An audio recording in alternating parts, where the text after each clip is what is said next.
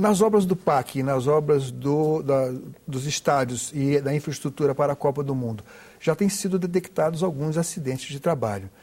Essa responsabilidade recai sobre os ombros de quem? A responsabilidade é sobretudo da empresa. O empregador tem a obrigação de cumprir todas as regras, as normas de segurança do trabalho e também tem a obrigação de fiscalizar o cumprimento dessas normas e o uso dos equipamentos de segurança por seus trabalhadores. Os trabalhadores têm a obrigação de cumprir aquelas normas, as orientações passadas pelo empregador, mas as empresas têm esse dever de fiscalização. Ou seja, uma fiscalização interna. Mas quem é responsável pela fiscalização desse fiscal interno? Existem geralmente os superintendentes internos ou os agentes internos das empresas, e depende da empresa, tem os nomes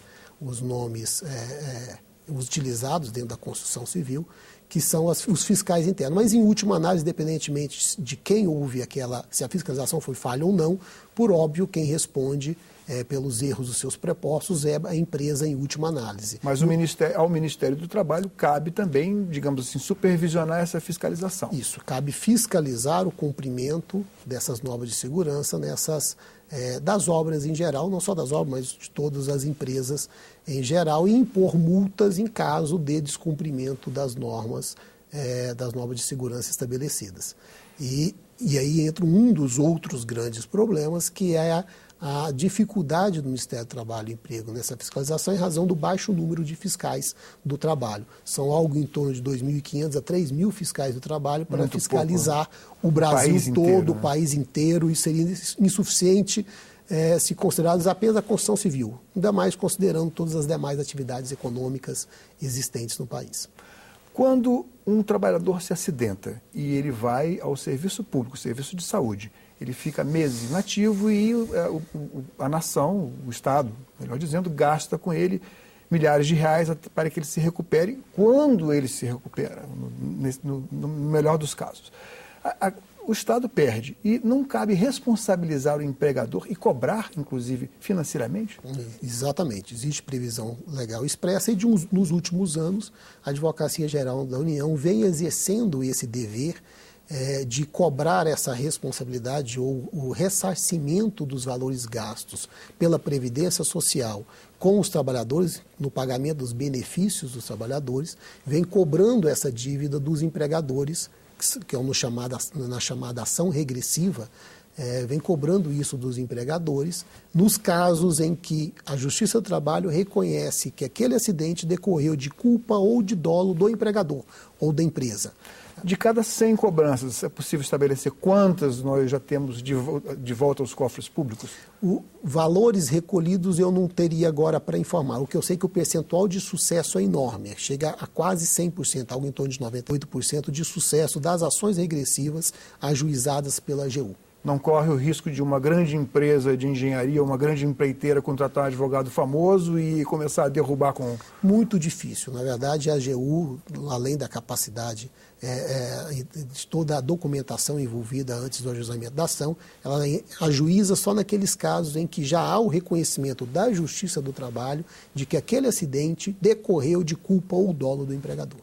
O senhor falou no início dos 7 pontos fundamentais do programa Trabalho Seguro. O senhor poderia enumerá-los, por favor? O programa tem 7 linhas de atuação. É importante enumerar os principais. Ele atua em políticas institucionais e, para tanto, nós constituímos um comitê interinstitucional de discussão dos vários órgãos atores desse processo. Órgãos de Estado, órgãos de governo. Então, além da Justiça do Trabalho... Governos estaduais também? Não, do âmbito federal. Sim. Então, além da Justiça do Trabalho, integram esse comitê o Ministério da Previdência Social, o Ministério do Trabalho e Emprego, o Ministério da Saúde, a AGU, o Ministério Público do Trabalho e a Fundacentro, que é uma fundação ligada ao Ministério do Trabalho, que tem como missão exatamente estudar e capacitar pessoas nessa área de saúde e segurança. Isso para que não haja duplicidade haja superposição de funções. E mais, que haja integração entre as ações. O que a gente percebeu no início desse trabalho é que esses órgãos atuavam de forma muito isolada, Sim. Cada um fazendo dentro da sua linha de atuação, no meio popular a gente poderia dizer cada um no seu quadrado, e que não havia essa integração entre as ações. A gente tem a convicção de que a partir da união desses esforços, a partir da discussão conjunta e do encaminhamento de soluções conjuntas já discutidas por esses vários órgãos, as soluções virão ou os resultados serão muito melhores. Essa seria a primeira linha, né? Isso. Temos outras linhas. Uma linha interna da Justiça do Trabalho é o que a gente chama de eficiência jurisdicional. Nós estamos trabalhando para que os processos ajuizados de acidente de trabalho, ajuizados da Justiça do Trabalho, tenham um retorno, sejam julgados com prioridade. Foi feita uma recomendação do presidente do Tribunal Superior do Trabalho, junto com o Corregedor-Geral da Justiça do Trabalho, a todos os juízes do trabalho, primeiro e segundo graus, e do próprio Tribunal Superior do Trabalho, para que essas ações decorrentes de acidente de trabalho tenham prioridade absoluta. Então a gente sabe e a gente tem a convicção de que a atuação efetiva da justiça, ou a resposta pronta da justiça nesses casos de acidente de trabalho tem um efeito pedagógico também muito importante. Então, se as empresas, nos casos em que há culpa patronal, então, quando a justiça condena de forma eficaz, de forma célere, e entrega rapidamente, isso tem um efeito pedagógico na prevenção. A própria empresa vai tomar medidas para evitar que outros acidentes ocorram, mesmo porque as indenizações, via de regra, são muito elevadas. E não cabe aí ao patrão, digamos, de uma empresa de construção civil ou de natureza semelhante, uma indústria, por exemplo, alegar que o empregado se recusou a utilizar o equipamento de proteção individual, porque a responsabilidade sempre será do empregador. Isso, a recusa não é um motivo que pode evitar uma condenação via de regra, mesmo porque cabe ao empregador a fiscalização do uso dos equipamentos de proteção individual. Se o empregado não quer usar, o empregador não deve deixar que ele entre no local de trabalho e não pode deixar que ele trabalhe sem o uso desse equipamento. O que há via de regra são discussões de culpa do empregado naquele acidente, ou seja, ele tinha conhecimento das normas de segurança, mas ainda assim ele não adotou essas normas de segurança. E aí sim, entra a discussão caso a caso, ouve-se testemunhas, recolhe-se as provas, para se identificar se de fato houve uma culpa do trabalhador ou, na verdade, houve uma culpa patronal, seja por não fornecer os equipamentos de segurança, ou equipamentos de segurança de má qualidade, que falharam no momento, ou várias outras hipóteses que podem ocorrer em caso concreto. Ficamos devendo, acho que 4 ou 5 linhas de ação. Sim, né? Temos outras.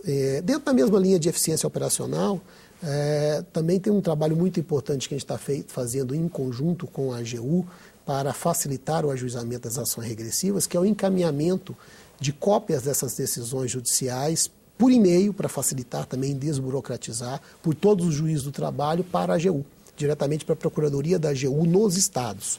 Então, outra recomendação editada pelo Tribunal Superior do Trabalho a todos os juízes do trabalho, pedindo que sempre que condenar uma empresa em reconhecendo culpa ou dolo, que encaminhe cópia dessa decisão à AGU, para já instrumentalizar a AGU com com elementos para o ajustamento da ação regressiva, já que a ação regressiva também tem esse efeito pedagógico, é um importante instrumento de prevenção. Outras atuações aí, outras linhas de atuação também prevendo, uma é a comunicação social. Nós lançamos, importante, né? Muito importante, e lançamos paralelamente ao programa uma campanha de mídia para a sociedade como um todo, primeiro chamando a atenção para o problema.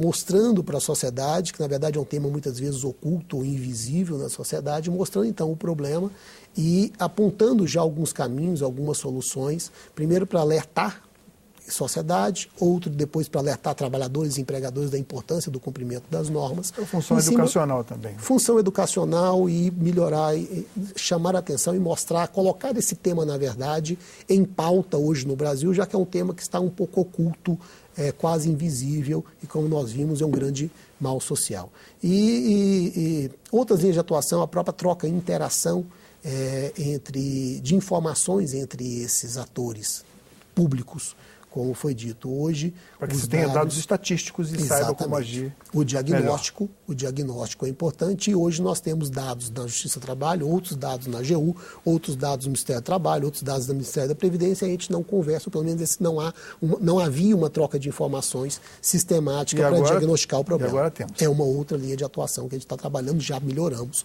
E temos uma linha de atuação que toca mais diretamente aí ao nosso Congresso Nacional, que é exatamente o aperfeiçoamento da legislação, ou buscar a melhor eficiência das normas existentes e, quem sabe, o aperfeiçoamento também em algumas áreas. Até porque a natureza do trabalho, às vezes, muda, as doenças ocupacionais, os riscos também são diferentes. Sem dúvida. E, por meio da legislação também, é impossível implementar algumas políticas públicas importantes. Dou apenas um exemplo nessa linha. Temos um grupo de trabalho já discutindo isso para eventualmente encaminhar ao Congresso Nacional um projeto de lei para desincentivar ou criar algum tipo de incentivo às empresas que têm um baixo percentual de acidentes de trabalho e algum desincentivo às empresas que têm um alto percentual de acidentes de trabalho. Hoje nós temos incentivos, que eu digo, fiscais, além de outros como participação em licitações. Temos hoje um grande instrumento já consolidado, que é o FAP, que é o Fator Acidentário de Prevenção, que hoje já é utilizado pela Previdência Social, que calcula, através do FAP, calcula-se o percentual de contribuição das empresas para a Previdência Social, especificamente para o seguro de acidente de trabalho. Ou seja, premiando a eficiência de quem combate os acidentes. Premiar a eficiência de quem combate e criar restrições para aqueles que não estão cumprindo o papel. Perfeito. Dr. Rubens, muito obrigado pela sua presença aqui no nosso estúdio. Eu que agradeço. Cidadania conversou com o Dr. Rubens Curado Silveira, juiz do Tribunal Superior do Trabalho e gestor do Programa Nacional de Prevenção de Acidentes do Trabalho, ou Programa Trabalho Seguro. Para mandar críticas, sugestões ou baixar uma cópia deste ou de qualquer outro programa da TV Senado, acesse www.senado.gov.br/TV. Um abraço a todos e até o próximo Cidadania.